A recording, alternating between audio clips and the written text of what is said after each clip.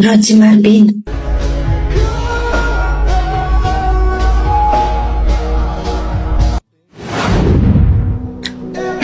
Rods, tingnan mo. Sila na ba yan?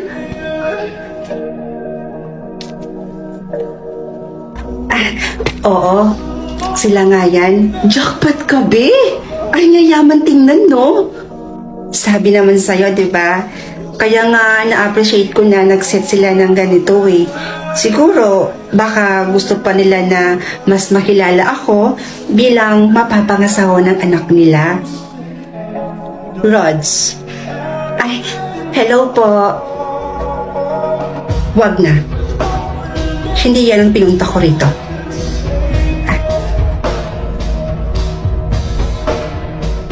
Sino siya? Best friend ko po. Sumama po siya sa akin kasi gusto niya daw ko kayong makilala. Hello po. Pasok na po tayo sa loob. Kami na po bahala sa bill. Kakasahod naman po namin kanina. Hindi na. Hindi na naman ako magtatagal. Umorder na lang kayo ng sa inyo.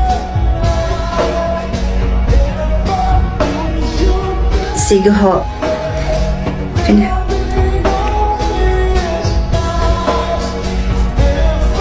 May konti lang naman akong sasabihin tungkol sa anak kong si Marvin.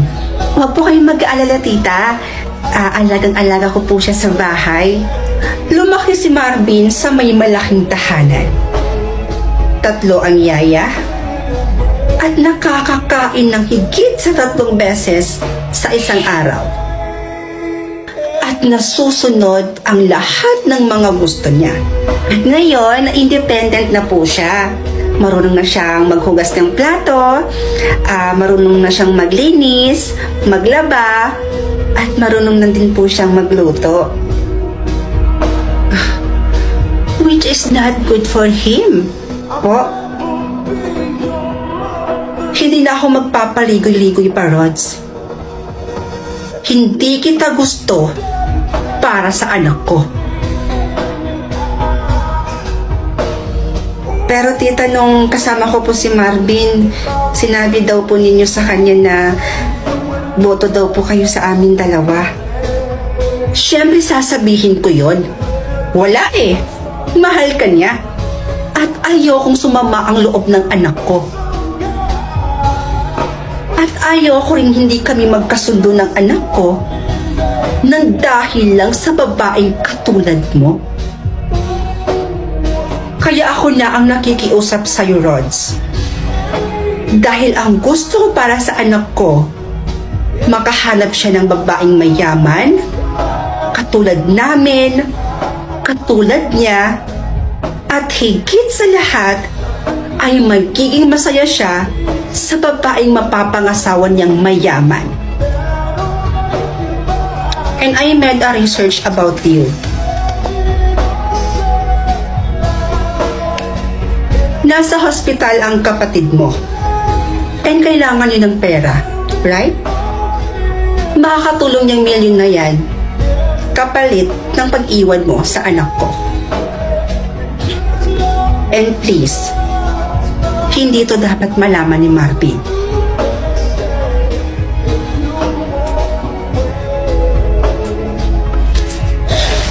O teka, saan ka pupunta?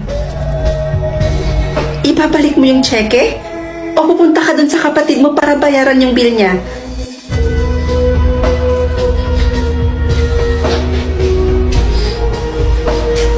So, after ng meeting natin sa client number 2, may meeting pa tayo sa Metro Manila, tama ba? Oo, tama. Ano ba gamitin natin? Yung sasakyan ko na lang ba? Yeah. Dara. Rod, si Marvin.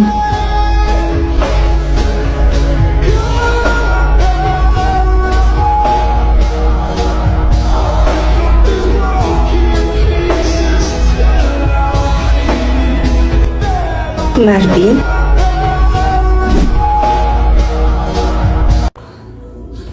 Hindi ako papayag. Gagantihan ko kayo. Hintayin nyo lang. Hintayin niyo ang karma niyo. Girl, I'm here. Pisting yawa! Akala ko nakasuot ka na ng gown. Kasal mo ngayon, girl. Bakit hindi ka pa nakapagbihis? Ikaw dapat ang magbihis ngayon. Dahil ngayong araw na to, may susugurin at kakalbuhin tayong babae. Alam mo, hindi kita maintindihan babae, Kay. Ikaw, bigaon bahog bilat. Akala ko ba pinaghandaan mo itong kasal mo? Tapos ngayon, hindi ka sisipot? Hindi talaga. Hindi ako sisipot dahil yung lalaking mapapangasawa ko, niloloko lang ako. Tapos anong gagawin ko? Tutuloy ako? Magpapakasal ako doon sa manlolokong yon? Ang tagal nagkasakit ni James sa hospital. Walang time yun magloko. Yun na nga eh. Ito, tingnan mo to. Tingnan mo yan. 5 beses na yan siyang nakitang may ibang kasamang babae. Totoo nga. Kaya halika na. Samahan mo ako dahil susugurin natin yung babaeng yon. Ang panunugod ay para lang sa mga babaeng walang class. Meron ako naiisip na paraan kung totoo ngang niloloko ka ng James na yon. Salamat, Carla, ha? Kahit pa paano, naging satisfied ako dun sa ginawa natin. Hinakot ko talaga lahat ng kilala kong influencer para ma-share yung post natin. And as of now, meron ng 24,000 likes at 14,000 shares na yung post natin. Sirang-sira na siya sa social media. Naririnig mo ba yung sarili mo, James? May pruweba ako. At kahit anong gawin mong pakiusap, hindi ko i-delete yung post na yon. Yun na lang kasi yung tanging paraan para makaganti ako sa inyo. Sa inyo ng babae mong mukhang bilat.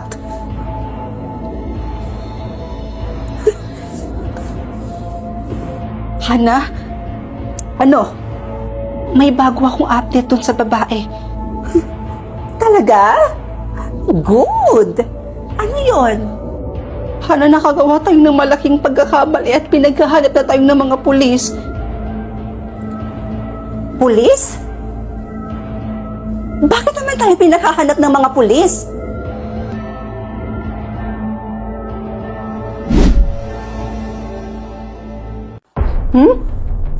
Choose someone to die today. Rapist or your father? Siyempre, mas pipiliin ko yung rapist. Nay, alis na po ako ha. Papasok na po ako sa school. Anong oras na po kasi? Baka malate na ako. O sige anak, mag-iingat ka. Lalo na sa puting ban. Nangunguha pa naman yan ng pangit. O siya, sige Nay. Oo po, papasok ka na ba ngayon sa eskwelahan? Opo Lolo, papasok na po ako sa eskwelahan. Ba't ngayon lang po kayo pumunta dito? Napadalaw yata kayo. Ay, mano po pala. Kaawaan ka ng Diyos. Nga pala apo, nasa bahay niyo ba ngayon yung nanay mo? Opo, nasa bahay lang si nanay nagpapahinga. Bakit po Lolo? Pupuntahan ko lang at kakamustahin na din. Sige po. O siya, sige apo, pumasok ka na. Oo nga pala, anong oras na? O siya, Lolo, alis na ako ha. Papasok na po ako. Sige apo, mag-iingat ka. Sige po. Bakit kaya ganun? Ba't iba yung pakiramdam ko kay Lolo? Bakit na kaya hinahanap si nanay? Beshi! Uy, Bes, kamusta? Sino pa yung pinili mo? Yung sa akin kasi, Bes, piliin ko daw kung sino yung gusto kong mamatay ngayon.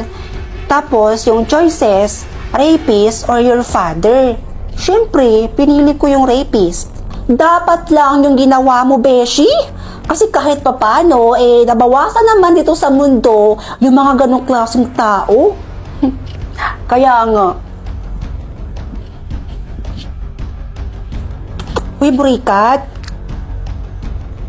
After ng class, gala tayo. Punta tayo sa mall. O sige, libre mo naman yan kaya go ako dyan. Sandali lang, Bes, ha? sasagutin ko lang, tumatawag si nanay. O sige lang, besh.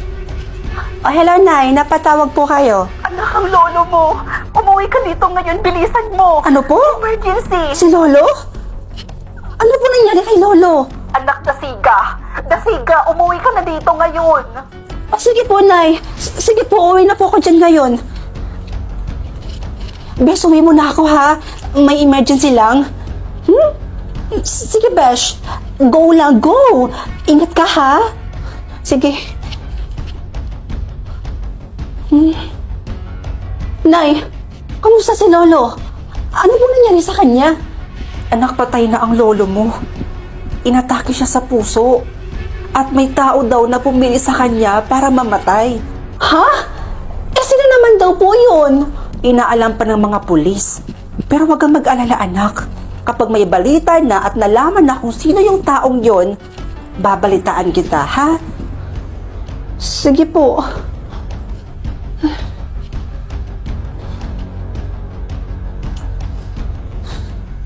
Sino kaya yung taong pumiling mamatay yung lolo ko? Kung sino man siya, sana kalmahin siya. Anak! Oh, Nay, kamusta po? Nalaman na po ba kung sino yung pumili kay lolo para mamatay? Oo, anak. Alam na kung sino ang pumili sa lolo mo para mamatay. At ikaw yon. Ikaw ang pumili sa lolo mo para mamatay. Ako? Bakit ako? Nay, hindi ko po yung magagawa kay lolo. Anak, nagkaroon ka ng choices kanina. Alam ko yon. Pero bakit pinili mo yung lolo mo para mamatay? Anong klaseng apo ka? Choices? Pero, choose someone to die today. Rapist or your father? Siyempre, mas pipiliin ko yung rapist. Nay, hindi po ako yung pumili kay Lolo. Dahil yung choices po na napunta sa akin, piliin ko daw kung... Tama na.